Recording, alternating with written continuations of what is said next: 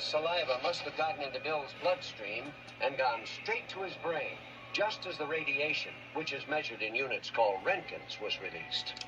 And that's how he became a... Mant. Gotcha. For the kids of Key West, Florida, there was nothing scarier than a monster matinee. Lawrence Wolfe, a master of movie horror, exterminates you with Matt. The story of Matt is based on scientific fact, on theories that have appeared in national magazines.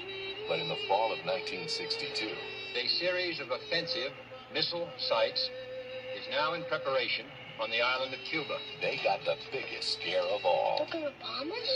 The country is on red alert. And what a perfect time to open a new horror movie. That'd be the best show to take a girl to. The whole world's gonna blow up anyway, so we should just do whatever we want. You know, last guy showing out was in our farm school. He did teach me a lot. What about? About my body. Think it's a bomb we're about to fall? She'd do it with me. Wait till you see the feelers on this thing. Some of it's stage lighting, some of it's magic show stuff, but the big studios, none of them have anything like it. You never, ever turn one above 6. This is it! From Joe Dante, director of Gremlins. You see what he's putting back? The showmanship. The bombs are falling! You think this is some kind of picnic for me? I'm still concerned about that bomb thing. Little question of taste. No, but your younger patrons, you could have some seat wetness. John Goodman, I love this business. matinee. Man, I'm seeing this twice. This movie is one of the most fun times you will ever have watching a movie. It's one of the most underrated movies ever made. One of Joe Dante's most underrated movies, maybe the most underrated movie of his long, prolific career. And it's just an amazing movie. It's a movie that is great for film buffs, even for it's great for people that don't even like movies all that much. You can still find so much in this movie to really love and appreciate. The casting is just great. John Goodman, who at this point was trying to find a way to branch out as a leading actor, and he had movies that were good opportunities, just missed opportunities overall, like stuff like King Ralph, and then The Babe, and then he does this movie where he's amazing in this, playing Lawrence Woosley. He's playing this William Castle type independent filmmaker who's making these movies of the time period of this time period, the 1950s, 1960s, and the home front being the Cuban Missile Crisis. That was a great concept to have that as the backdrop of this movie. The rest of the cast overall is great. You got Kathy Moriarty in here, Robert Picardo, Kelly Martin.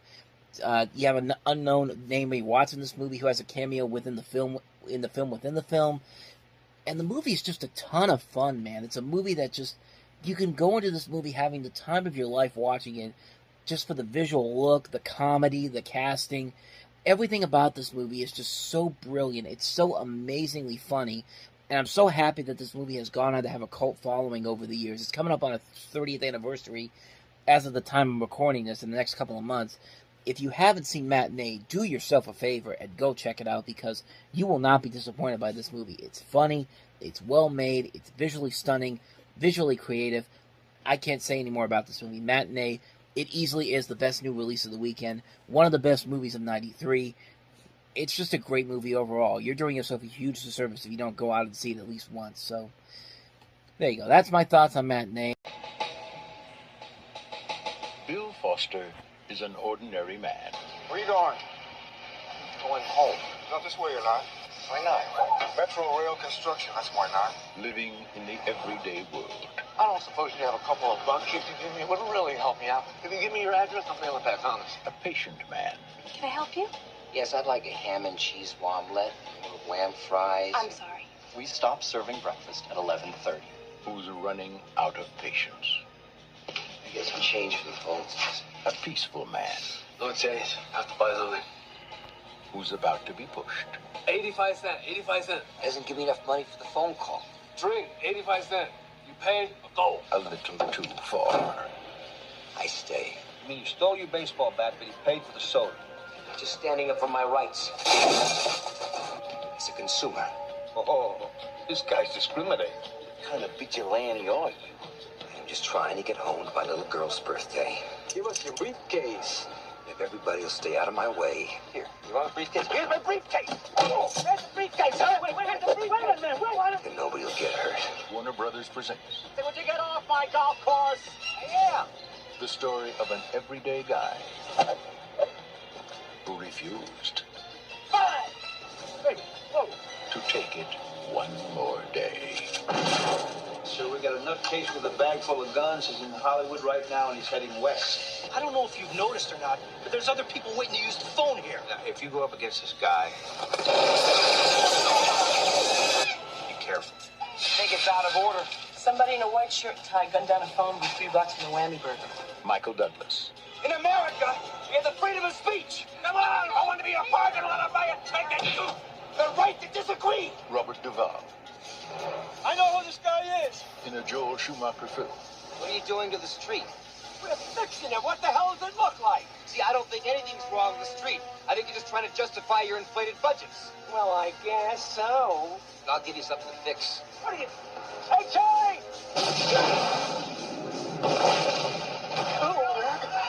Falling down. Let's call it a day. Come on. I'm the bad guy? A tale of urban reality. Good luck trying to remake this movie in 2022. Yeah, 30 years after this movie came out, this movie becomes a little more to talk about because of everything that has happened in the world since then. But, I mean, at least in my opinion, I really like this movie.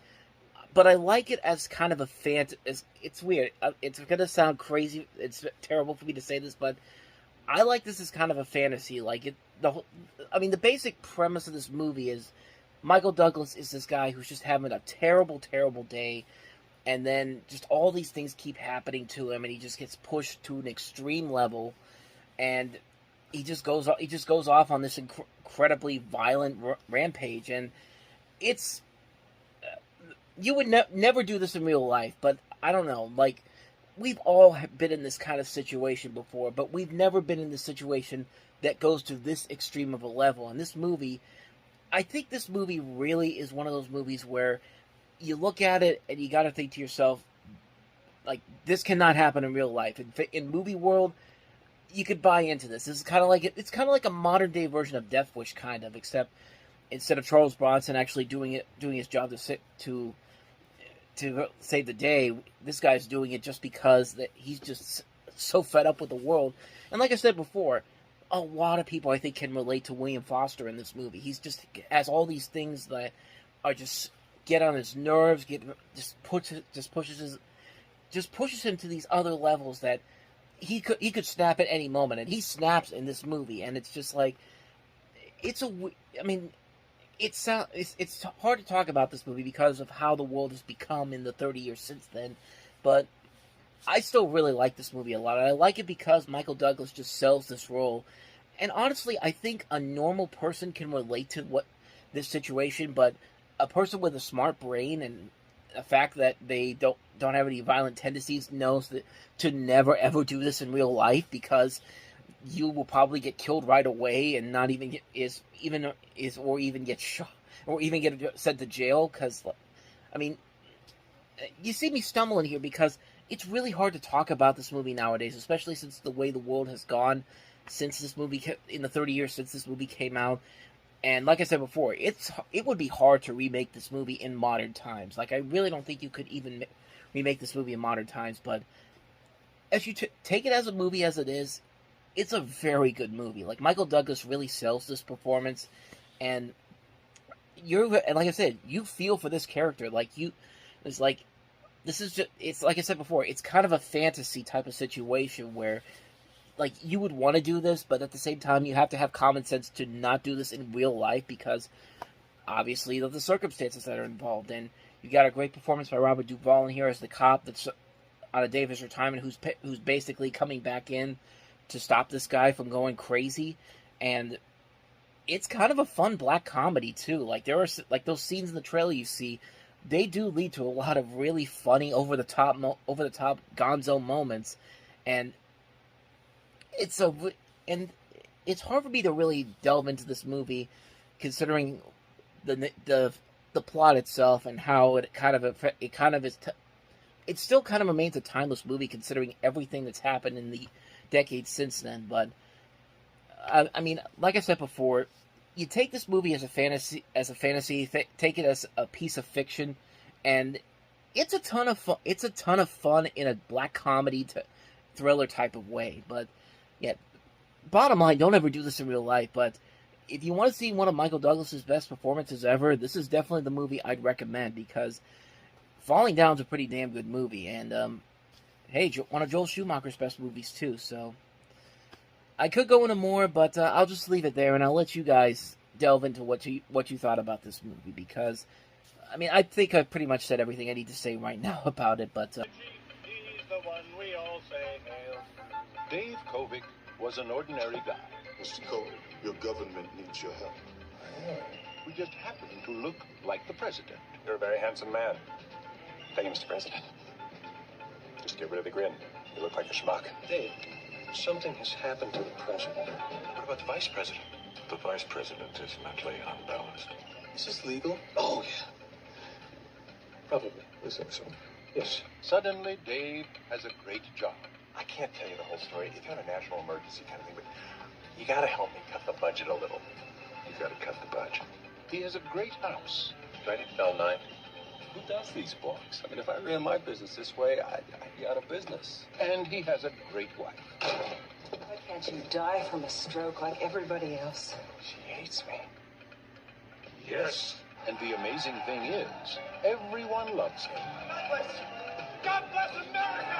President Mitchell lately, huh? Has this guy been having too many Happy Meals for lunch or what? Kevin Kline, the Academy Award-winning star of A Fish Called Wanda. I once caught a fish this big. Sigourney Weaver. I'm talking to you. Will you please turn around? You know, if you want to be the same old selfish... From Ivan Reitman, the director of Ghostbusters, Twins, and Kindergarten Cop. Before we get started, a couple things I'd like to go over in the budget. Mr. President, Yes? I'm gonna kill him. Can't kill a president. He's not a president. He's an ordinary person. I can kill an ordinary person. In a country where anybody can become president. Anybody just did. Kevin Kline, Sigourney Weaver. You make a nice president, Dave Kovic. Dave. Okay, let's get back to work.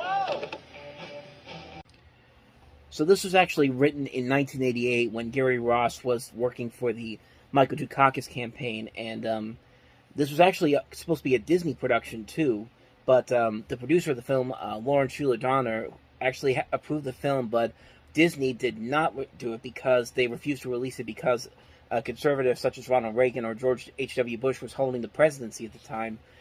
So they basically went to Warner Brothers with it, and originally they wanted Richard Donner to direct it, but he decided against continuing with the project, and they had to wait a couple of years for Sheila Donner to be released from her contract from Disney and to get director Ivan Reitman to do it. And not only that, they had some very interesting casting choices here. I think one executive at Warner Brothers said they wanted to cast Arnold Schwarzenegger for the role, which at the time probably didn't make a whole lot of sense, but considering that Schwarzenegger was a politician for several years as the governor of California, many years after this movie came out, that probably would have, even then I don't think that still would have worked. Michael Keaton was briefly cast in there. They were looking at Warren Beatty and Kevin Costner, so I almost was right on that one. But then, of course, Kevin Kline went on to do it. And, of course, Kevin Kline was great in A Fish Called Wanda. He's one of those great actors who usually will never turn out a bad performance. And he was pretty good in here. And he's really fantastic in this movie, I should say. Not just pretty good, he's really fantastic. I think he was really perfect for this role. And the movie just overall is absolutely brilliant. It's a really, really funny movie. And for Ivan Reitman, who was mostly known for these kind of simplistic films like Kindergarten Cop and Twins, and then he has something like Ghostbusters. These it's a mix of genre and more simplistic films. It was interesting to see that he was able to make something that was very sharp, very satirical, and very funny, mostly benefiting from that great script by Ross and also a great cast that includes Kevin Kline and Sigourney Weaver in here. Just a great cast overall in this movie, man. Frank Langella, Kevin Dunn, Ving Rhames, Ben Kingsley, Charles Grodin, Laura Linney, Stephen Root, Bonnie Hunt, cameos from a lot of notable media personalities and politicians in here. So there clearly is a lot of love for this movie in the world of politics, and it's a movie that really works. It's a fun crowd pleaser. Like I said, it's a movie that's very smart, very satirical, and very funny, benefiting from a strong cast. And it's just very funny too. It's a really funny movie, a well-made film. It's just a great time all around. It's a movie that you can watch it's anytime it's on TV, and you'll never get bored by it. It's just such an amazing movie. I really love this movie a lot. If you haven't seen it, if you're looking for some of Ivan Reitman's best work, Dave is definitely one of his best works, bar none. Definitely check it out if you haven't gotten a chance to see it. You will not be disappointed by it.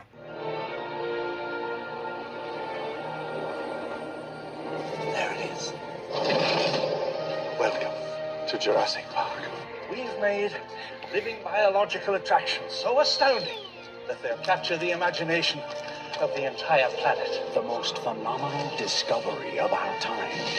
How'd you do this? Becomes the greatest adventure of all time. Can I touch it? Sure. Universal Pictures presents. You feel that? Hold on to your butts. A Steven Spielberg film. This is a feeling all over the park. Yeah, that's nice. Gotta go. An adventure. Look out! No!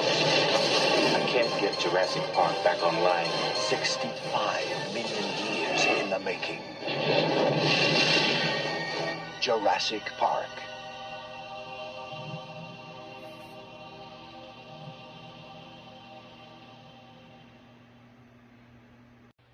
You know what? Hold on one second, because we need to do this right. Give me 1 second.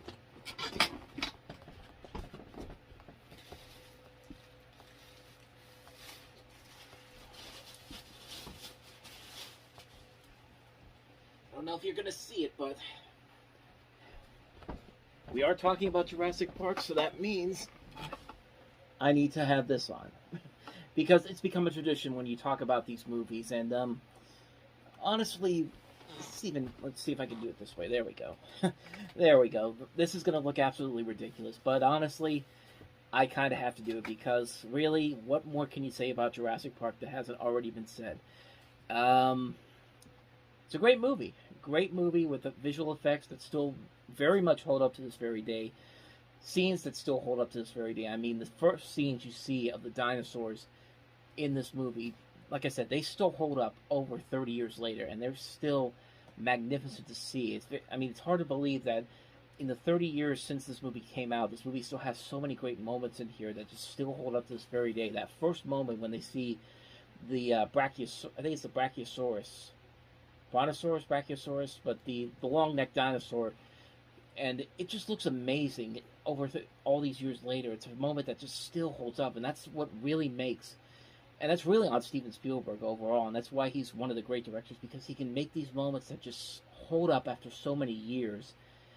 And it's just all over his movies. That's why I think many of us consider him the greatest director that's ever lived. And the movie overall is just a ton of fun. The action is still very good. The visuals are still very impressive. The characters are very likable. You like all these characters. Most of the characters, for the most part. There are moments where you get the stupid characters, but that's part of the fun of the movie. And you just, there's just so many great moments in this movie that still hold up all these years later. And I mean, you can't really go wrong with this movie at all. There are a lot of flaws to it, yes. But, you know what? They're fun, but the movie overall is very fun. It's a movie that still holds up all these years later. And, there's no denying that it's still the best movie in the entire series. As much as I like the Jurassic World trilogy overall, nothing tops the original film. This movie still holds up so many years later. It's a movie that I can watch any single time and get really sucked into it.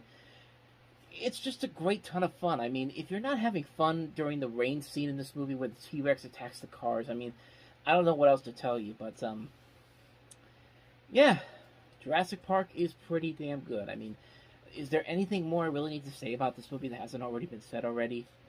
It's just, it's a great movie. It's a great, great film. Still holds up many years later, and, like I said, it's one of the highest grossing movies of all time for a reason. It's a movie that changed the game in terms of the summer blockbuster, how to do visual effects, and how to just have a massive film like this. It's just a great movie. It's just a great fun movie overall. I love it. You love it. What more can I say? So All right, listen up. We have a fugitive that's been on the run for 90 minutes. What I want out of each and every one of you is a hard target search of every gas station, residence, warehouse, farmhouse, hen house, outhouse, and dog house in this area. Put that gun down! I didn't kill my wife! Harrison Ford is the fugitive. Rated Opens August 6th. Call 777-FILM for advance tickets. maybe one of the best adaptations of a television series ever. I mean, directed by Andrew Davis, who did Under Siege, and featuring a phenomenal cast, which includes an Oscar-winning performance by Tommy Lee Jones as the agent that's going after Harrison Ford's character. It's just an incredible movie. It's a great action thriller. It's a great thriller all around. Just a great adventure. You're following these characters around. The action sequences are very well done. They still hold up all these years later. And it's just a great movie all around. It's just an amazing film. It's a ton of fun. A great film. Can't recommend it enough. I also recommend U.S. Marshals, too. We'll get to that one when that comes out, but it's a very underrated spin-off film which features Tommy Lee Jones reprising his role as the agent going after. He went after Harrison Ford in this one. This time he's going after Wesley Snipes, and I think that's a pretty good movie too. Not as good as The Fugitive, but still pretty fun all around. So, 3 shots have been fired at President John Kennedy's It was his job to safeguard the destiny of a nation. Today, America mourns the loss of President But at the John critical Fitzgerald. moment, he was a split second too late. Now, after a lifetime of second thoughts and second guesses, Secret Service agent Frank Horrigan is about to get a second chance. Yeah. Frank Horrigan? Yeah. I've read about you, seen photos. You were JFK's favorite. Dallas. What happened to you that day? And this time, he'll be ready. I see you, Frank. I see you standing over the grave of another dead president.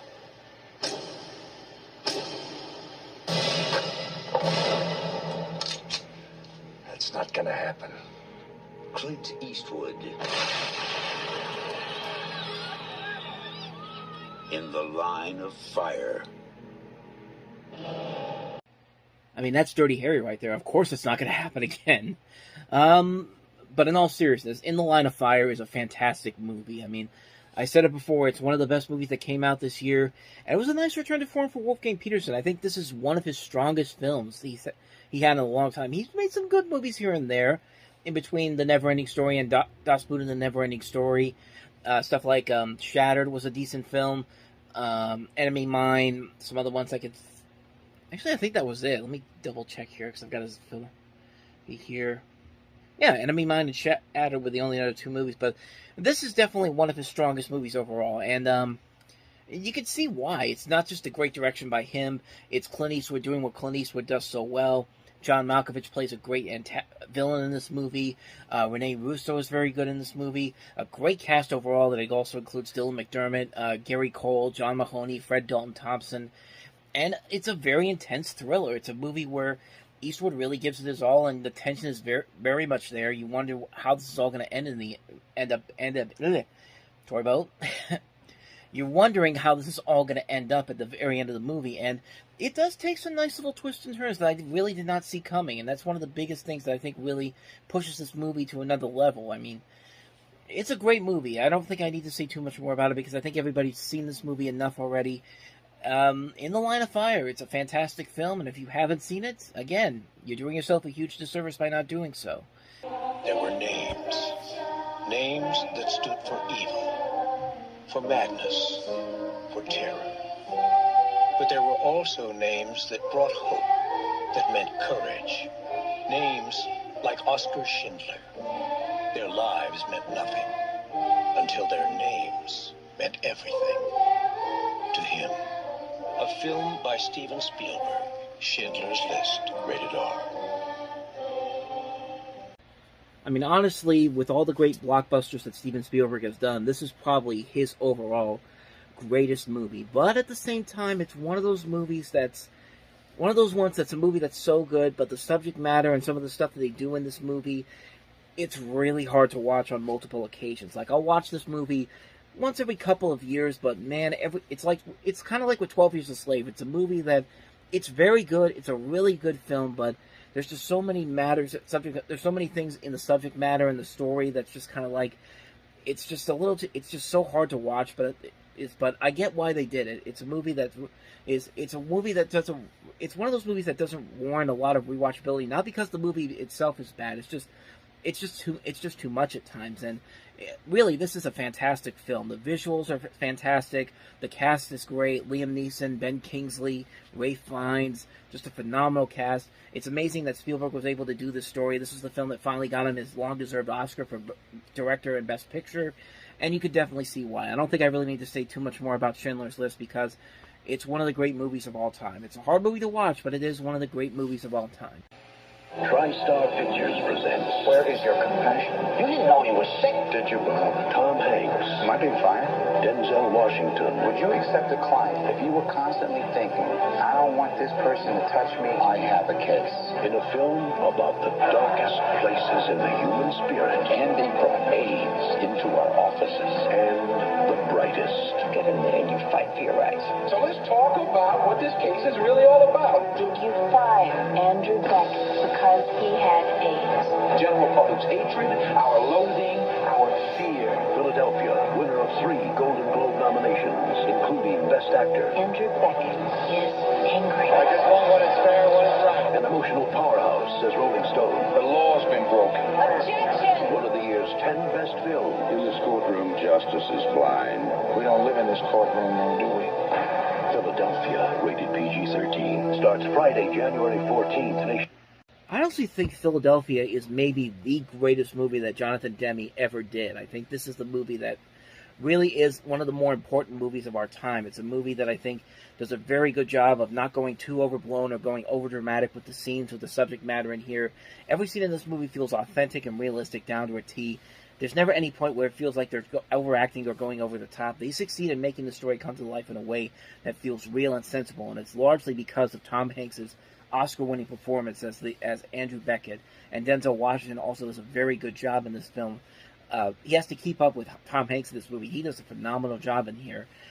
Honestly, I consider this to be the 90s equivalent to To Kill a Mockingbird, tackling a touchy subject for the time period, and doing it without being asked to speak out for the truth like some other movies do, kind of like more recently Concussion with Will Smith.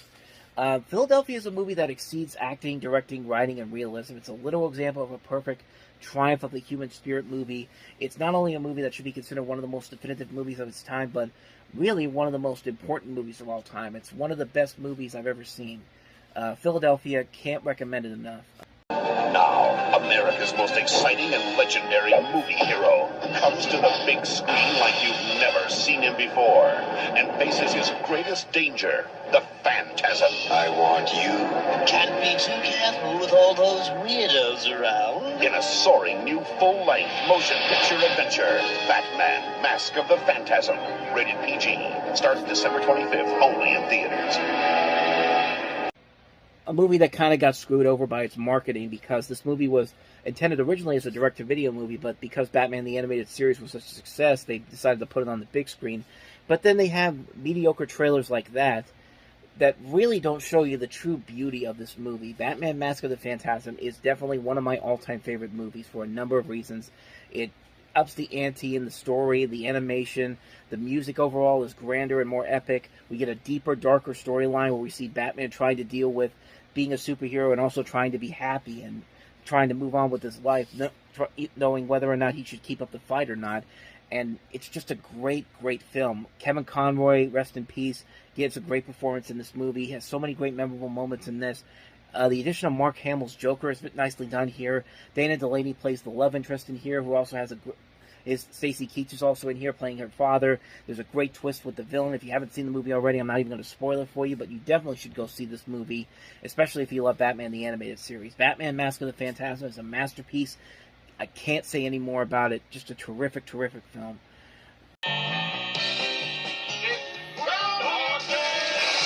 Groundhog time. 1,000 people freezing their butts off waiting to worship a rat.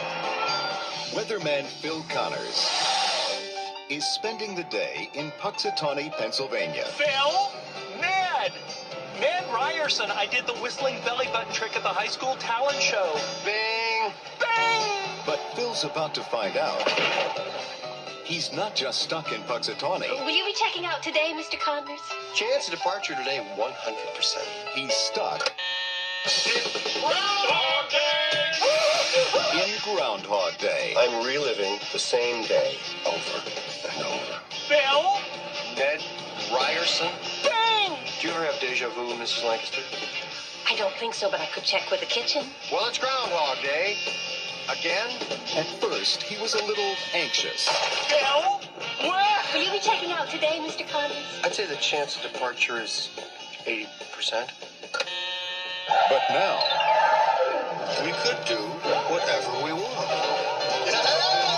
He's discovering the possibilities. Don't you worry about cholesterol? Why? And living life like there's no tomorrow. Phil Connors! Ned! Because there isn't. I am an immortal. I have been stabbed, shot, burned, frozen, electrocuted.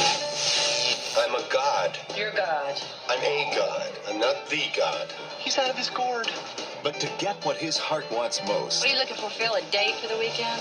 means living this day over again till he gets it right. Believe it or not, I studied 19th century French poetry. What a waste of time. I studied 19th century French poetry. La fille qui j'aimerais. You speak French. Bill Murray, Andy McDowell. To the groundhog. I always drink to world peace. Well, what should we drink to? I like to say a prayer and drink to world peace. Don't drive angry. Don't drive angry. He might be okay. Yes! Groundhog Day! Life has a funny way of repeating itself. What did you do today? Oh, same old, same old. So like I said, this is one of my all-time favorite movies, and it is for a number of reasons. For one thing, you've got a great premise to it. The way it's presented is incredibly well done. Credit the screenwriter Danny Rubin and Harold Ramis for the script they put together, combining just enough bits of comedy and drama throughout the film, not overusing them on either account, and it makes for a really enjoyable film. Another thing that makes the movie great is I love how they never give a real explanation on why Phil is going through this. Why is he reliving the same day over and over again? And usually that would be a point of criticism, but in a movie like this, you don't really need the explanation. It's kind of like what I said earlier about Black Panther Wakanda Forever. You don't really need to know how T'Challa died. I like that it makes you think about what could have happened. And in this case, I like the idea that they don't tell you exactly why Phil is going through this. In fact, if I read right, there was a part in the original script where they actually did talk about it, and it was like some kind of like so I'm trying to think of who it was. It was like a psychic who had something to do with it or something like that. It was like some kind of magic, but they never went through it. I can't exactly remember how it went, but I did remember reading that in the DVD brochure that they had for it when I got this for the first time on DVD a few years ago, many years ago, I should say. The cast overall here is great. I like Bill Murray in this. This is probably my favorite movie with him in this. But, I mean, Bill Murray usually doesn't make really terrible movies. Even when he's in some really bad movies, he's usually putting his all into it. He usually will pick the right movie, and I won't even sugarcoat it. He's made some really bad movies. I mean, he's one of the reasons why I think the Garfield movies are somewhat enjoyable, because he can make comedy work even in movies that usually would be very, very bad. I mean, not to say that the Garfield movies are great, but he makes those movies somewhat enjoyable. You got Andy McDowell in here. I think she's great in the movie. She comes off originally as the love interest, and I love how, as the movie progresses and you learn more about this character, you do feel the chemistry between her and Phil, and I think it works really well here. And Chris Elliott has some really good lines in here. Stephen Torowski as Ned Ryerson is hilarious in here. He's just the perfect example of somebody that we all know, that annoying person that gets on our nerves, and when they're in their line of sight, you have no choice but to persevere. You just gotta try to get away from them as much as you can. If there's any real flaw to the movie, it's not even within the movie itself. It's the fact that this movie takes place in Punxsutawney, Pennsylvania, but this was not filmed in Punxsutawney. It was shot in Woodstock, Illinois. Even though there's a couple of aerial shots of Pittsburgh in the beginning of the film, you see Three River Stadium and where KDKA is, if you've been to downtown Pittsburgh before. But the only reason why they did it is because the real Gobbler's Knob is like 2 miles away from Punxsutawney, and it's like 80 miles away from downtown Pittsburgh. And I guess they did it because they did it in another town so they can get a bigger scope of the town itself. And it's more of a nitpick that it's not really filmed there, but considering that I've been down there before, because my cousins live around down there, I can kind of see why it's a very, very small town. And judging by this movie, they make this town look a lot bigger than the actual town is. And considering that, yeah, I live in the Western Pennsylvania area, I could tell that this was probably for the best that they did it in another town besides the actual Gobbler's Knob. But other than that, though, man, Groundhog Day is just a great movie all around. It's the best movie Bill Murray has ever done.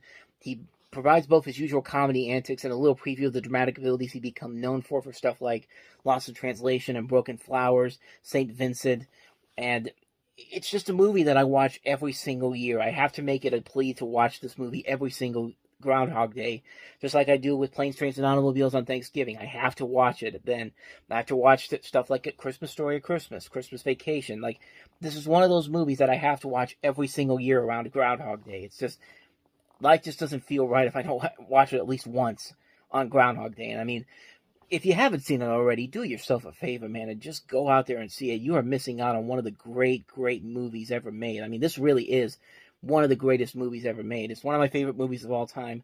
Groundhog Day, it's a fantastic film. Need I say more about it?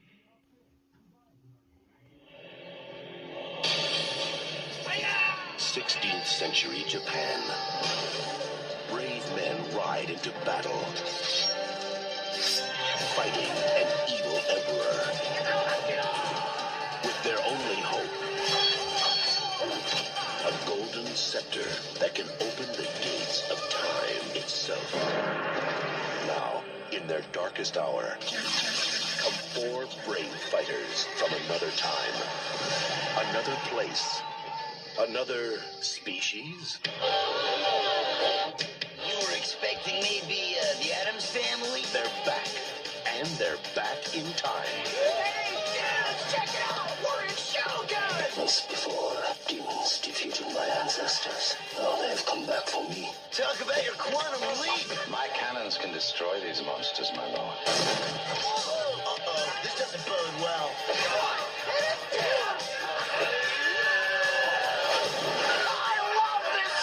How are we gonna get home? Somebody dial 911. I have a feeling we're gonna be here for a very long time. This is the worst rescue I've ever had. I think I swallowed a frog. I hope it wasn't an ancestor. New Line Cinema presents A Legorama. Sweet. the 4 greatest turtles Hey, all right. It's not just a job, it's an adventure. ever to go down in history. It's just your ordinary time travel equal mass displacement kind of thing.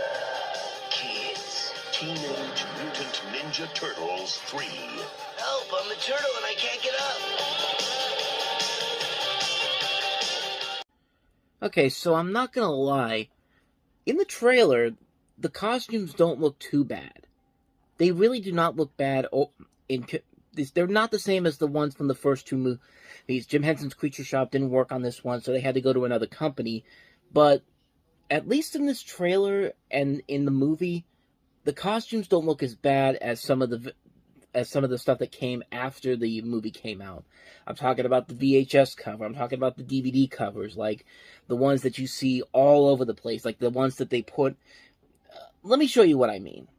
Yeah, that doesn't look too good. And listen, it looks better in the movie, at least in the trailer, at least. But that's still pretty bad. But don't worry, it gets worse than that. Like, what the hell is that thing supposed to be? Like, oh my god, that looks horrible. That just looks horrible. And the sad part is, this is one of those big face DVD covers they do now. And unfortunately, they use every single one of the live action movies uses something like that in there. Oh, and Turtles in Time.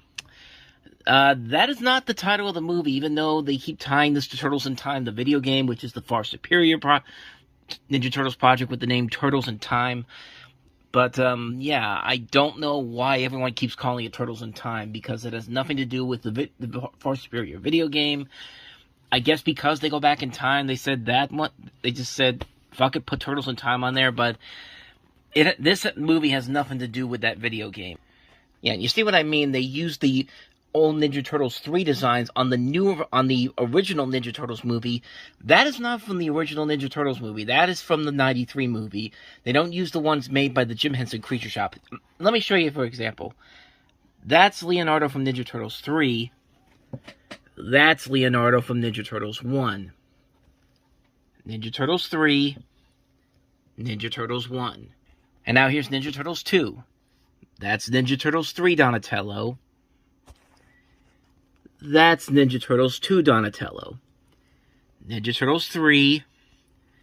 Ninja Turtles 2. You can obviously tell the difference. But only if only the costumes were the worst part about this movie.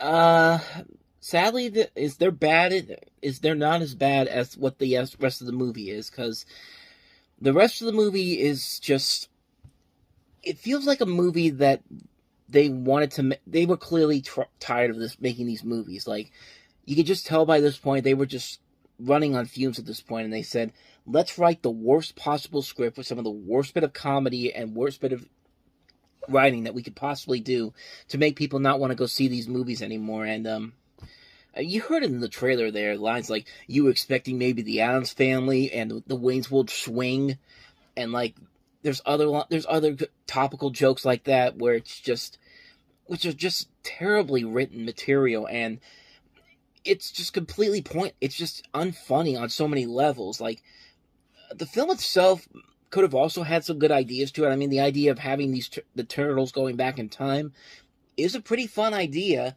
and sending them back to ancient Japan could be a great idea, but it's just the wrong execution, and just the writing is not that well written. The puppeteer work overall is not very good.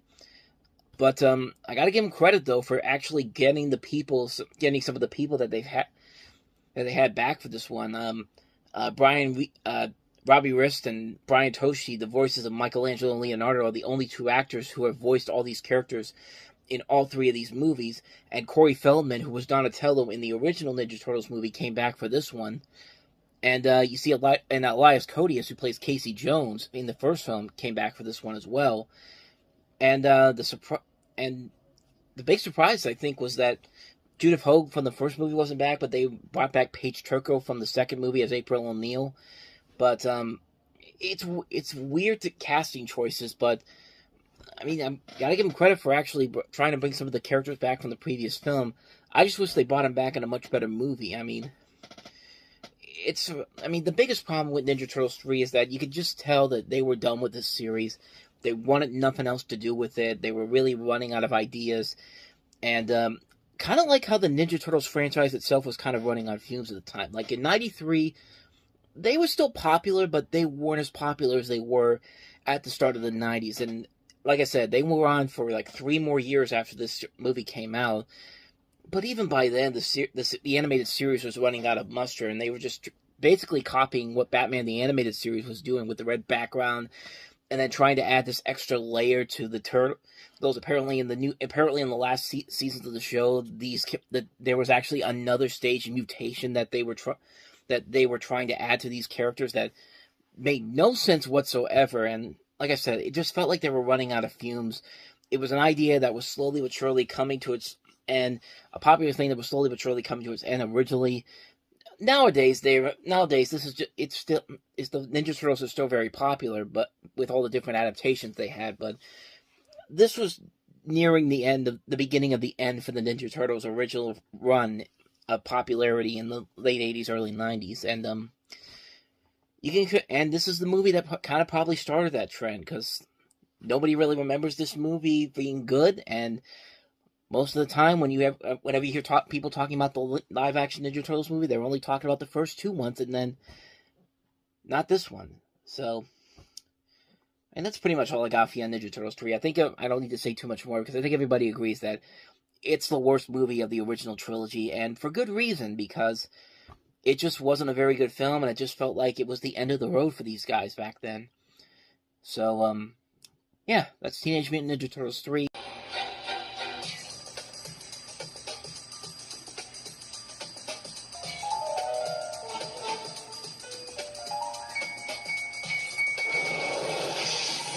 Where are we? I got a feeling we're not in Brooklyn no more.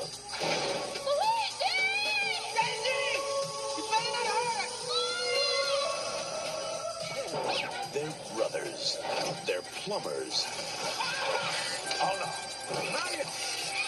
Luigi! They're on the trail of a kidnapped princess and a mystical meteorite. It's incredible! That gives anyone who possesses it the power to rule the universe.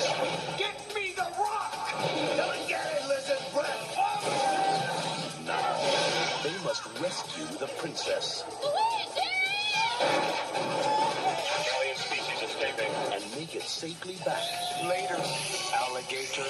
To our world. Are you alright? Before time runs out.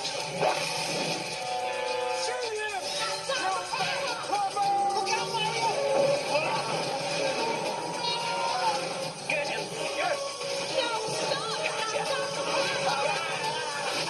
No, not again! Super Mario Brothers. This ain't no game. I mean, give this movie some credit. That trailer is actually pretty impressive, even though a lot of it doesn't really make sense to compare to the video game. Just the editing on that trailer, the music choice of I've Got the Power, and then the scenes with Bob Hoskins and John Leguizamo as Mario and Luigi. If I was old enough to see this movie back then, I would have been very excited to see this movie, but of course, you can kind of tell a lot of the problems from this movie in particular from the legacy it's had. It's a movie that doesn't really... It's a lackluster plot. The tone of it is all over the place. It doesn't really feel like the video game. It has no faithfulness to the video game in most parts of it, except for the casting, which will lead me to some of the good things about this movie, because there are things about this movie that I have come to really appreciate about this movie, and that is one of the things about the casting of Bob Hoskins and John Leguizamo. Pretty good casting overall here. I think that's really one of the stronger elements of this movie, is the casting of those two. Even somebody like Samantha Mathis playing Princess Daisy is not a bad casting choice.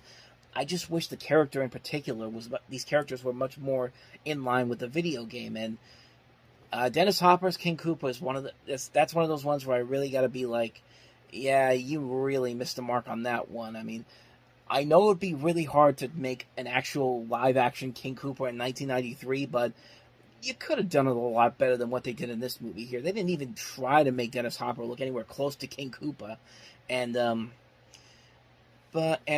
yeah, it's just one of those things where, yeah, it's not very good, but it's not a very good performance, but yeah, I'm not gonna lie, there are moments in here where he does make me laugh, like some of the line readings he's giving, like the bomb, and he's just going monkey, like stuff like that. Little things like that are kind of funny, but I mean, for the most part, the movie does look visually pleasing, even though it doesn't really fit the tone of the video games at all.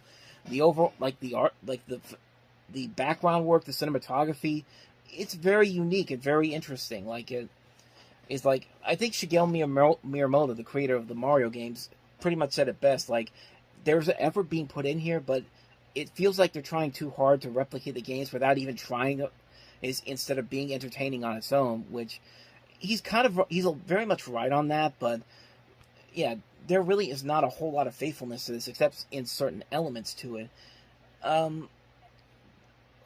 Overall, it's a bad movie, but I will give it credit that it does have merits to it that make it kind of watchable.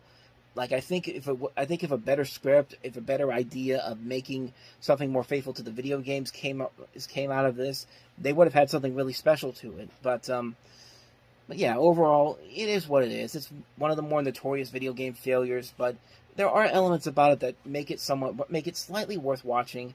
And the hope is that with this new Mario Brothers movie that's coming out in theaters next year by Universal and Illumination, which looks very much in tone with what you expect from the video games, we'll get a better Mario movie than that. But for this movie in particular, I'll say it's okay, but it's definitely a major misfire in a number of areas. It's one of those, I even go as far as to say it's maybe a so bad it's good type of movie, and probably the best way to really describe it is that. So yeah, there was a lot they could have done here, but overall, it's just a movie that's not really great, but I've seen a lot worse. There's been far worse video game adaptations than this movie, and we've gotten those since this movie came out, so you gotta take that for what it is. So that's my thoughts on the Super Mario Brothers movie. Matinee is an incurable loon.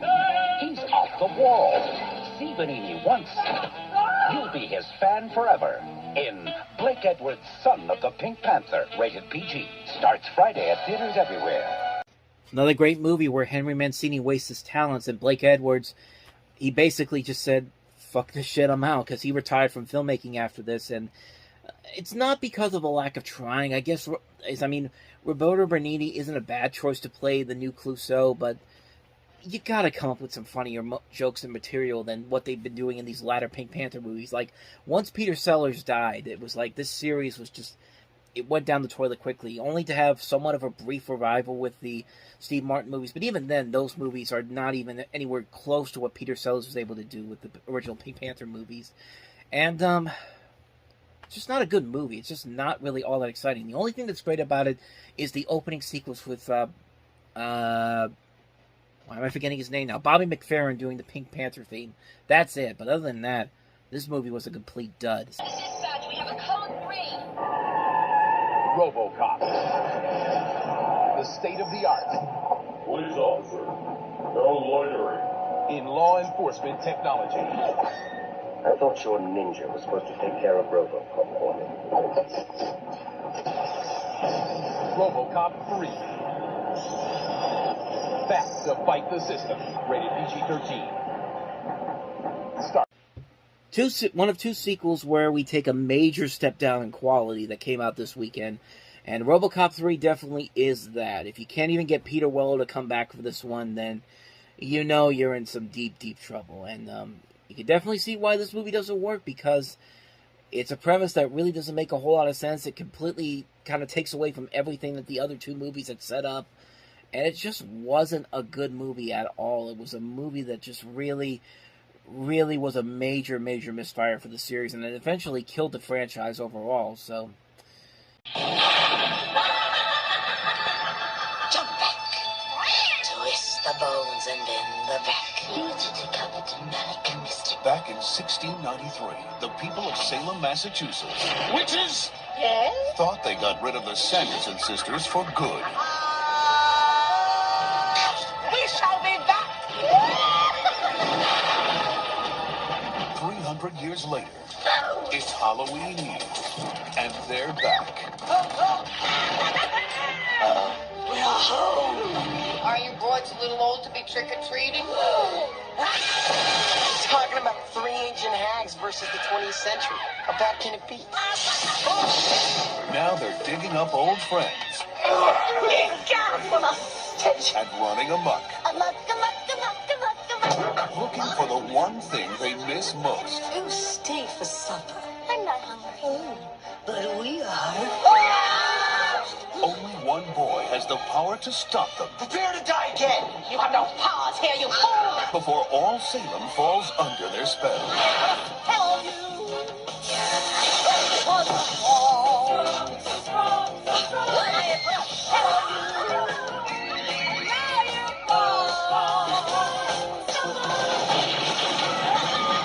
Disney Pictures presents Bette Midler, Hello. Sarah Jessica Parker, Would thou dance with me?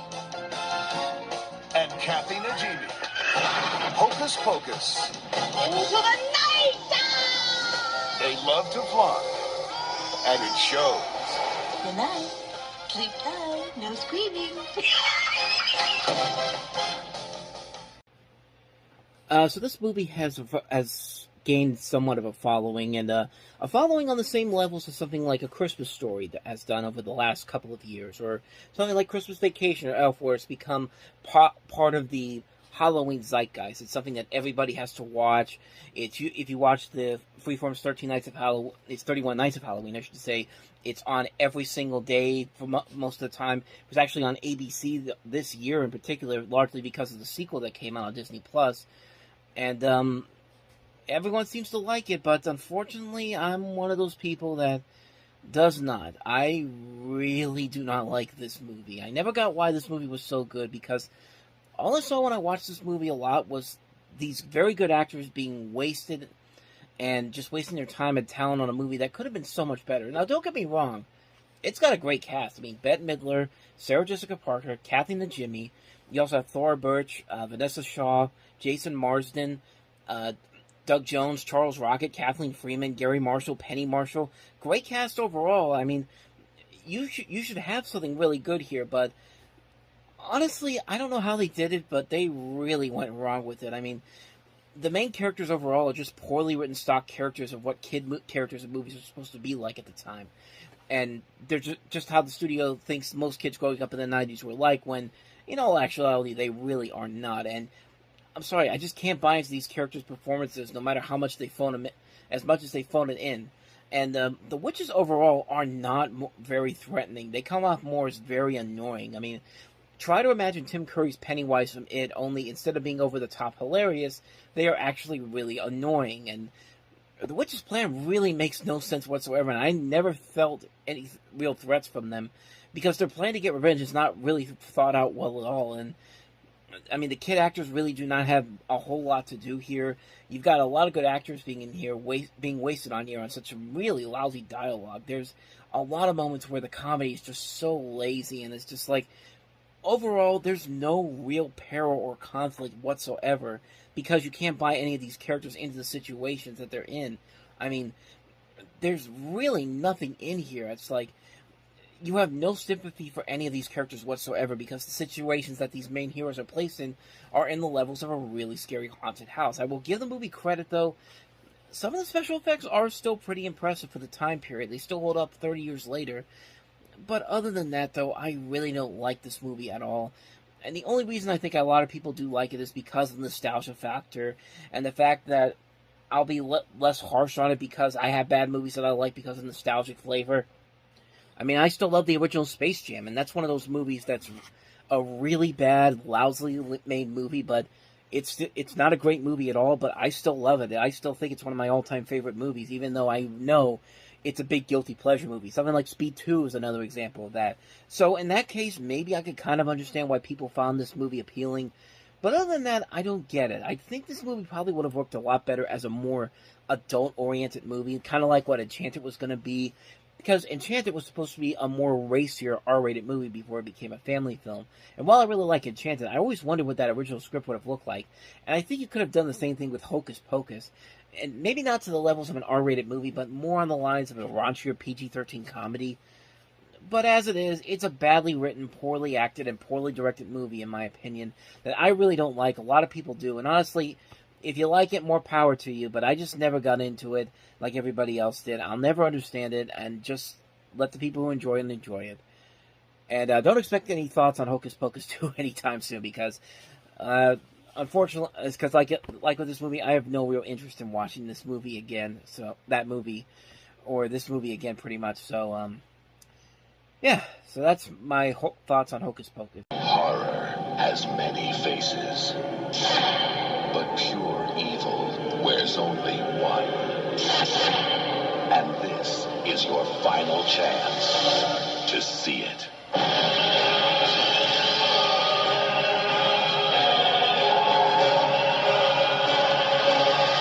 Jason goes to Hell, the final Friday. Rated R. Starts Friday, August 13th at a theater near you.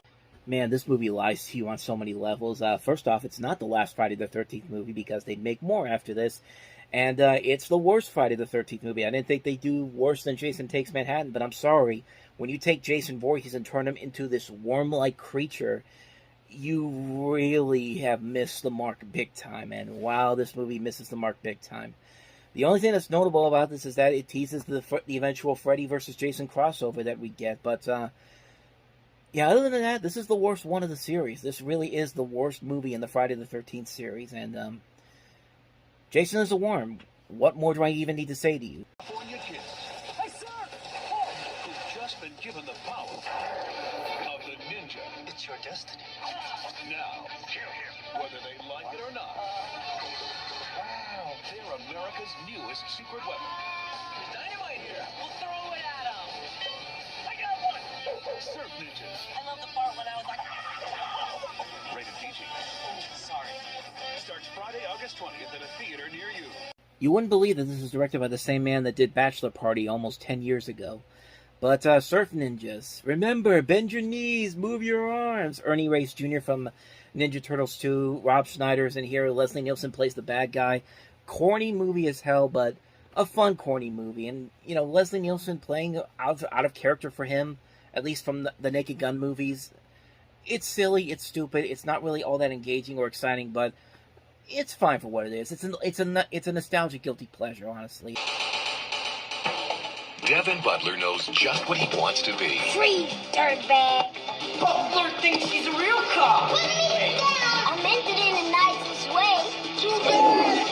Devin, you gotta stop playing stupid cop games. But when you're a cop, people don't sass you. But now... Young Devin here witnessed a crime earlier this evening. You need me to testify and identify, right? I don't think I like that question. Why? I'd like to cut a deal. What? He wants to be a cop. Why do you want to be a cop? Look at this guy. Bad back, bad marriage, bad attitude. Oh, I'm sorry. I broke the nose. Think I can fix it. He's seen a lot of action. But he's seen a lot of TV. Haven't you heard about secondary smoke? My still-forming lungs may be shriveling into green chunks of mucus. I want you to drive him around for 8 hours. I can't. I don't get along with kids. I don't like them. They don't like me. I have nothing to got. I can't have any fun with a kid. You take a kid to a bar. He has one drink. He falls off the stool. What? You don't have to get up to impress me. Where his fantasy ended, My grandson has seen all I want him to see, a police movie. their real adventure began. Put the pedal to the metal, burn rubber. Let's go kick some. I need a diversion. He was a bad boy, boss. You called me pig?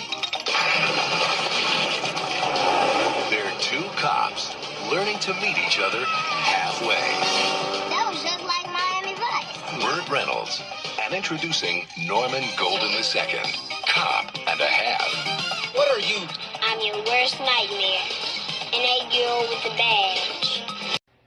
So yeah, this is not a movie that's really all that memorable for the reasons that you would think it would be. It's memorable for being probably one of the worst comedies ever made, one of the worst movies of the year.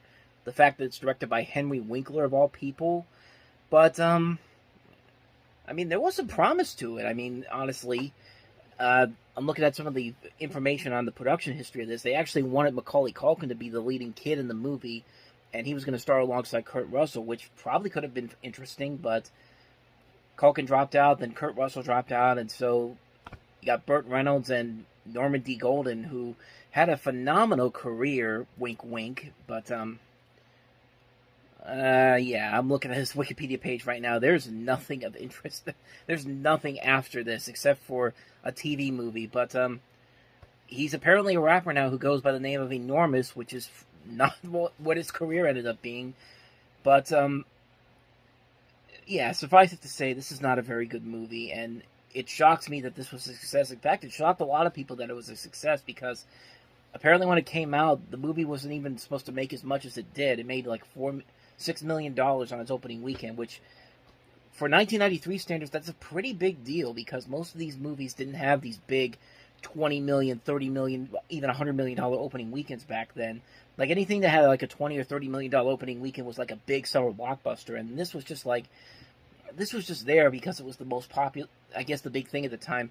Apparently, Variety thought that the movie did successfully because the poster was reminiscent of Kindergarten Cop. Well, if that's the case, then so many other movies with similar posters compared to bigger successes should have been more successful. It's just, I don't know. I think this was just a success because there was nothing else out there for kids, and this was out there, so they just said, screw it, we're going to go see, the parents just said, screw it, we're going to go see this movie.